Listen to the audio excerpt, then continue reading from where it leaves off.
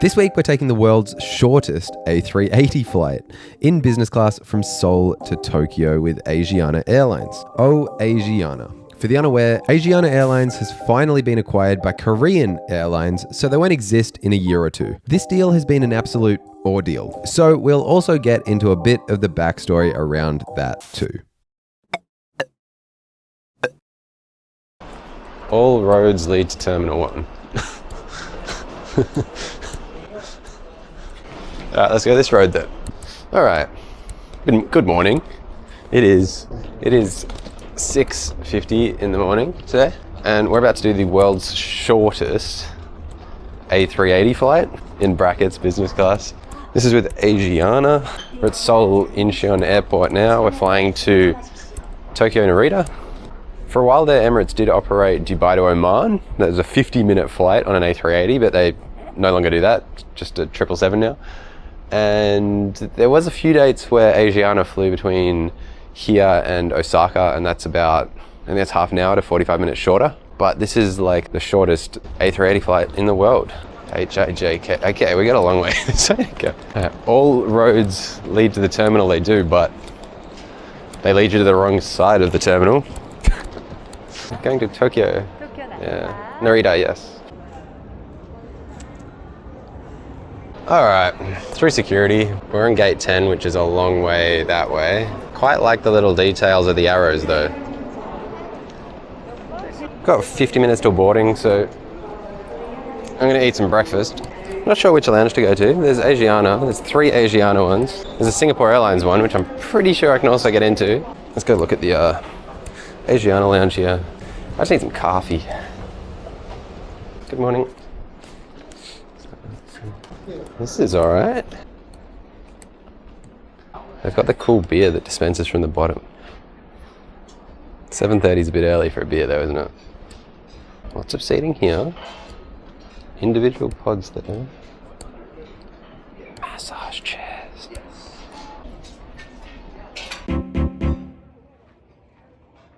So they had scrambled eggs a minute ago, but I think they're all gone. My boys just walked back with some scrambled eggs, so let's get stock up. I've seen some people say online that this lounge isn't very good. I disagree. The food selection isn't wide, that's probably the only thing you could actually knock it on, but the actual fittings in the lounge are pretty nice. Anyway, let's leave it there. I'm gonna eat breakfast. I've got 20 minutes. Let's go check out the Singapore Airlines lounge. It's next door.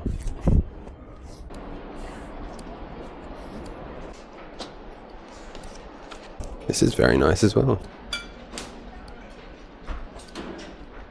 It's half the size, but the food does look better, more options. And you actually get a view of the planes. We got beef, salmon, chicken, bacon, all on one plate. The food options here are ridiculous.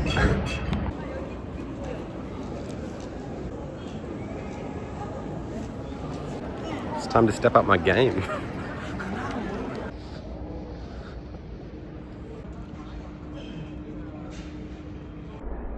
One, 2, 3 jet bridges.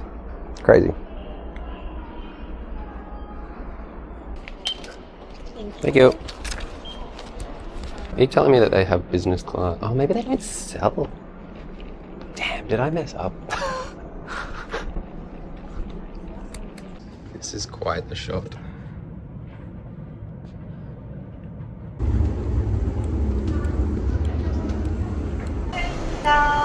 Hello, morning. 17. It's like we're waiting in a queue at Disneyland or something. The boarding music seems to be Star Wars themed. Can you hear that? That's the vibe. Thank you. Okay, there's just drinks as well. Menu and drinks.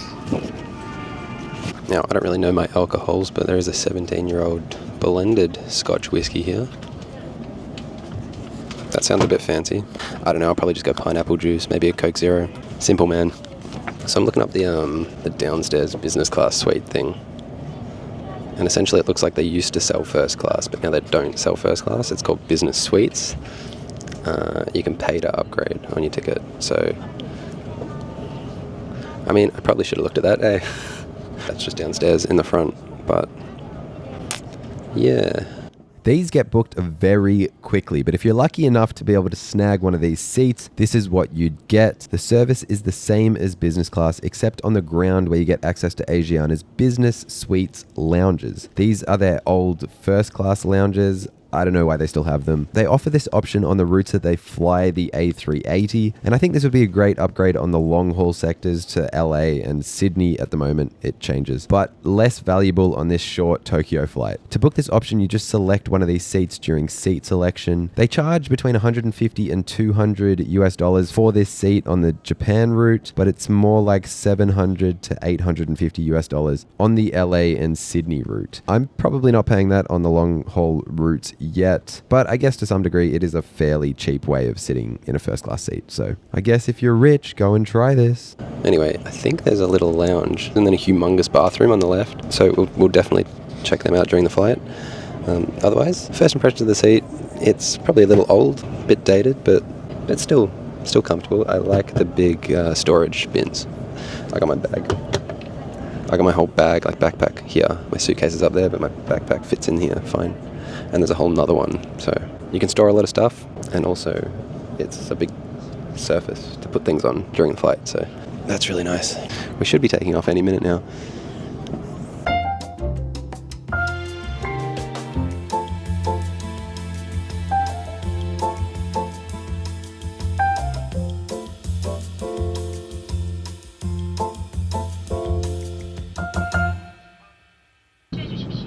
I don't think I've ever seen a single light before like this.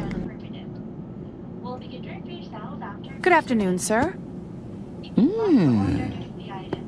It is so quiet in here. Let's get the actual decibels. Alright, we're rocking 67. Yeah, about 67 decibels, so very quiet in here. Like, I'm going to sort of have to give you an ASMR experience and whisper to you so that I don't annoy other people around me.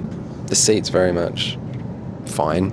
Should we go flat though? I think we should go flat now. I'm not going to nap on this flight. We might as well see what it's like. So it's one of these ones where you go quite a bit forward.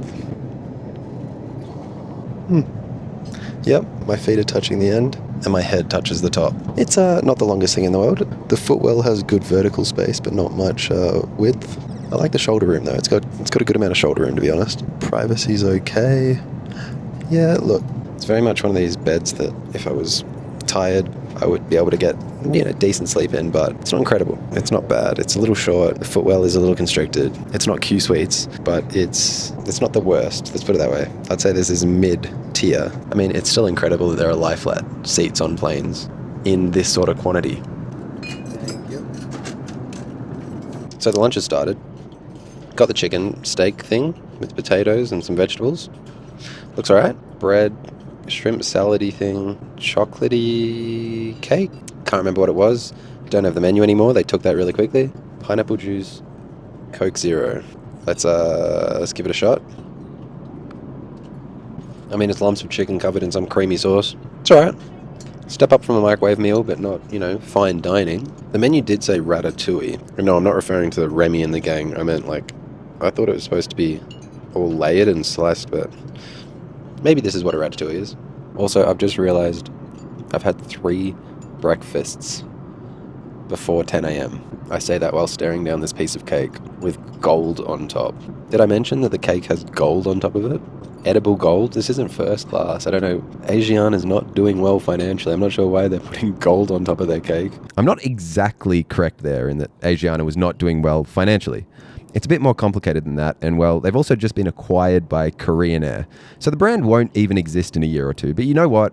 The Asiana story is still pretty interesting, so let's get into it. We need to start with chaebols. Chaebols are sprawling, family-controlled conglomerates that dominate South Korea's economy. You probably know some of them. They include the likes of Samsung, Hyundai, LG, but they span industries from tech to shipbuilding to aviation. They're a legacy of South Korea's rapid industrialization in the 1960s and 70s, when the government partnered with select families to rebuild the nation post-war. They offered them cheap loans, tax breaks, and monopolistic privileges in exchange for driving exports and growth. That plan generally worked. Samsung, the largest chaebol, had revenues that represented about 17% of the South Korean GDP. And the top 30 chaebols combined are worth about 77% of South Korea's GDP. So South Korea's economy on a whole is very densely concentrated in these monopolistic chaebol companies. When I say monopolistic, don't get me wrong, they do compete with each other sometimes. And one of these cases was airlines.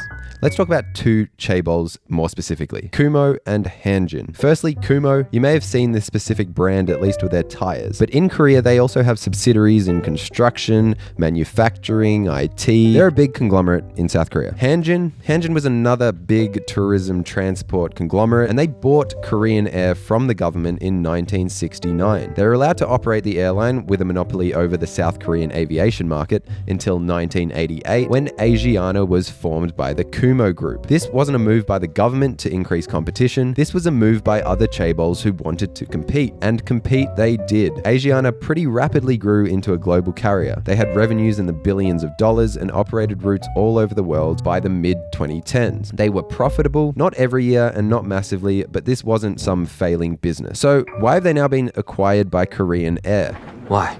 Well, it was Kumo. Essentially, what happened was back in 1997, during the Asian financial crisis, Kumo was one of the few chaebols that were in a good financial position, and so they acquired several companies from their competitors. This was a big move and massively increased the scale of the overall group. They did, however, take on a load of debt to acquire these companies. Long story short, the 2008 financial crisis rolled around, and well, this time, they weren't in a strong financial position. They had a humongous debt load, and in order to survive, they had to start selling off their subsidiaries. And this was when the whole downward spiral began. From 2008 through till today, Kumo has been in the process of selling off parts of their business in order to essentially survive.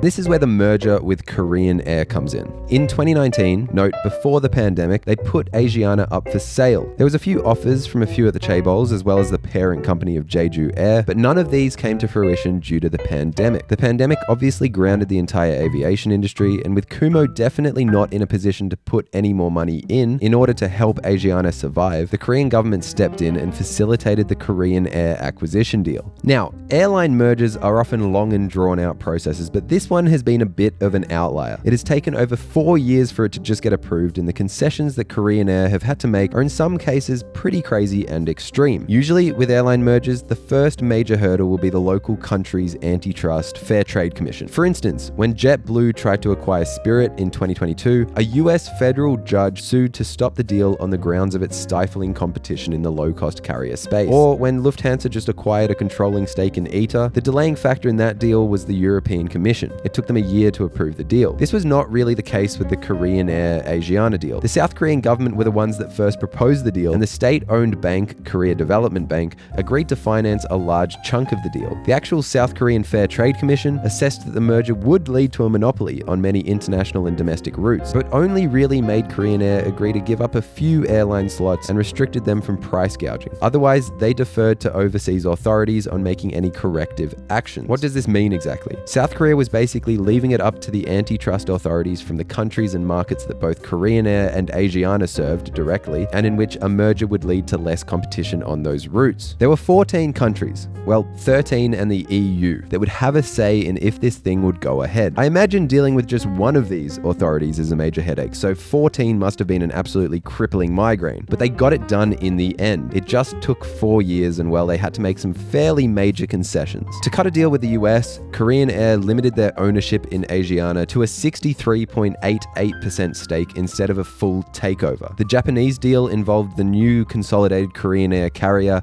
agreeing to surrender slots on 7 specific routes between Korea and Japan if competitors wanted to start operating on these routes. The UK deal has the new consolidated group giving up 7 weekly slots at Heathrow to Virgin Atlantic, who have to operate London to Seoul for 3 years before they can then do whatever they like with these slots. This one's a little crazy because those slots can be worth a lot of money. And then finally, the EU. The EU deal was the most comprehensive of them all. Firstly, it involves the new combined Korean Air entity selling off Asiana's cargo business. And secondly, this bit's a bit wild, the deal sees them divesting routes to Barcelona, Frankfurt, Paris, and Rome, and handing them over to T-Way, the South Korean low-cost carrier. As part of the deal, they also have to lease planes to T-Way with crew, a wet lease, in order for them to operate these routes until they can do it on their own with their own planes and crew. So sometimes a finger must be cut to save the hand. Either way, the merger, the acquisition is now all approved and in motion, with the Asiana brand to be fully integrated into Korean Air in 2026. And that is how it all ended up like this.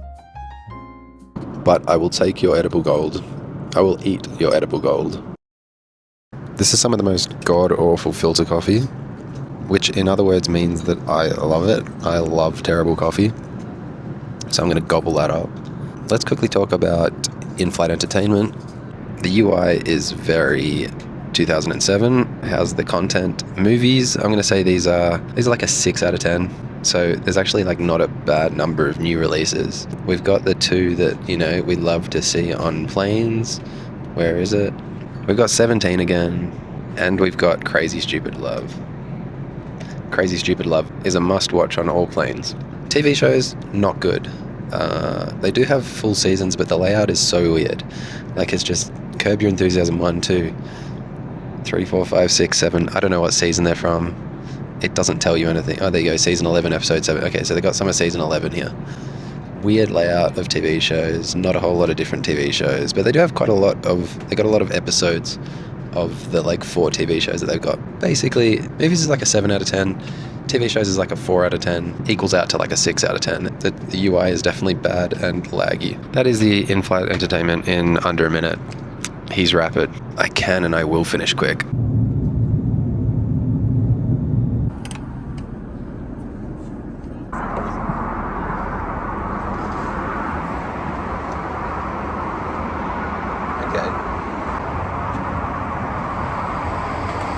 Whoa. Now this is a lavatory. Wow. There is space to lunge. You see that? There's space to... I would get down and do push-ups, but it's the toilet. I don't want to do that. This is a bit weird though. So you got obviously the sink and everything. Mirror. It's humongous. Can you see? Look at all the space.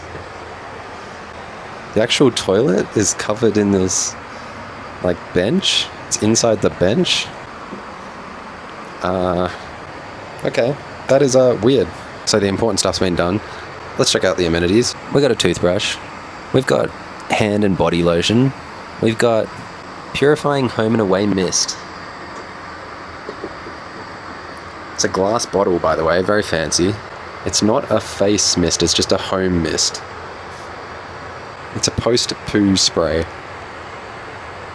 Damn it, I've sprayed it now. People will think I've... Anyway, apart from that, we've got combs, 2 combs, and then mouthwash in a tube. I have never seen that before in my entire life. That is weird. Interesting, I guess. Anyway, this thing is huge. Look at all this space. You can lunge in here. It's, yeah, pretty impressive.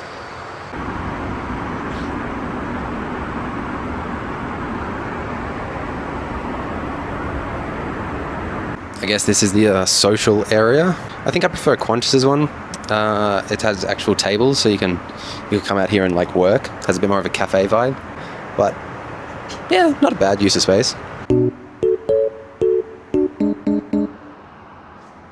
Guys, I almost forgot to test the USB. Almost made it a full flight and forgot, but we don't forget.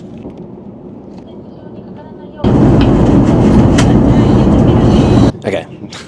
That was a lot of messing about, but there's one USB port and it's a 2.5 watt charger, so pretty terrible, let's be honest. There is a power outlet down by your feet, so I guess you can bring your own charger, but it's not great, is it? Anyway, we're like well and truly on approach now for Tokyo, so...